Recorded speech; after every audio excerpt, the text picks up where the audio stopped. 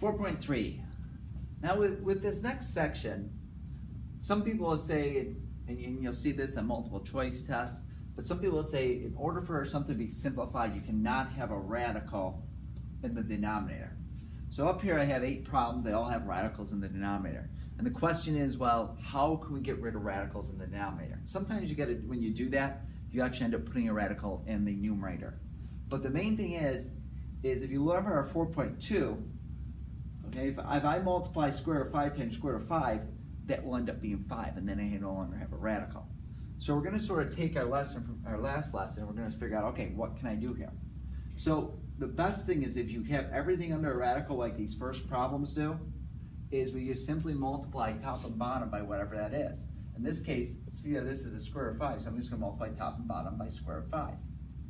Because square root of 5 times square root of 5 is 5. Okay?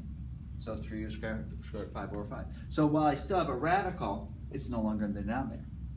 Okay? Number 2. Well, in this case, I multiply top and bottom by square root of x.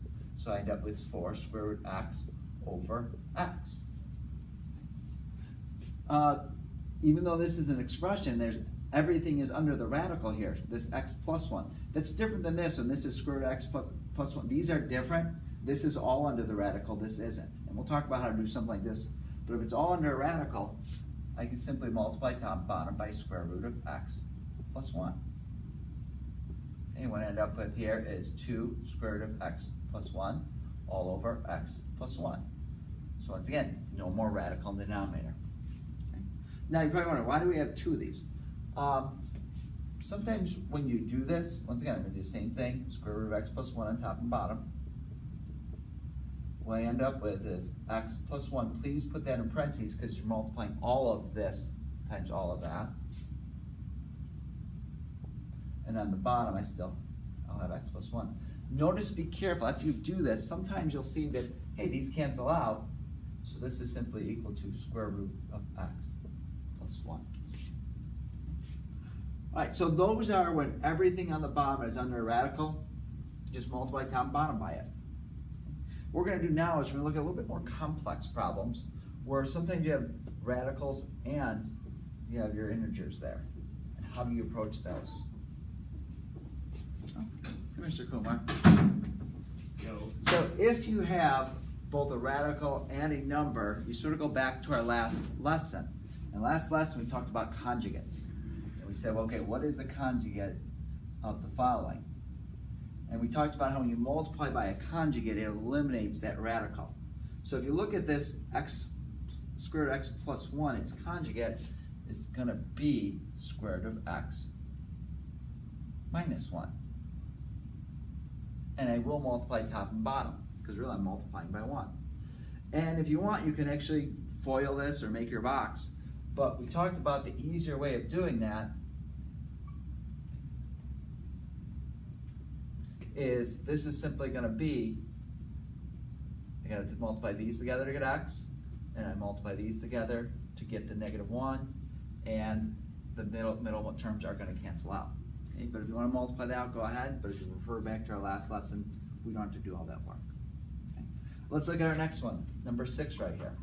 So now our conjugate of square root of x minus 5 is square root of x plus 5.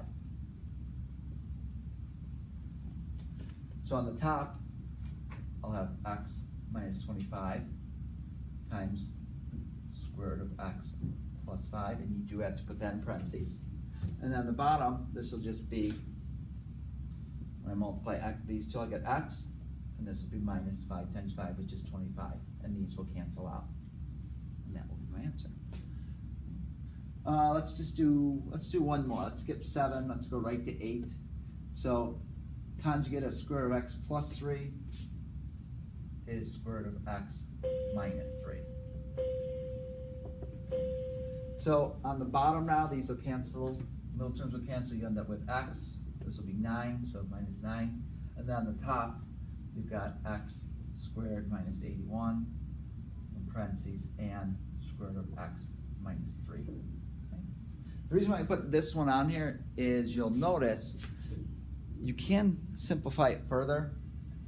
And here's how it can be x plus 9, x minus 9, so these actually can cancel out. And your end answer will be x plus 9 square root of x minus 3. All right, so that's, once again, if you did 4.2, this really leads in well, and it's just a matter of multiplying top and bottom now by the conjugate, and now we no longer have radicals in the denominator. So you should be able to go on to 4.3 practice.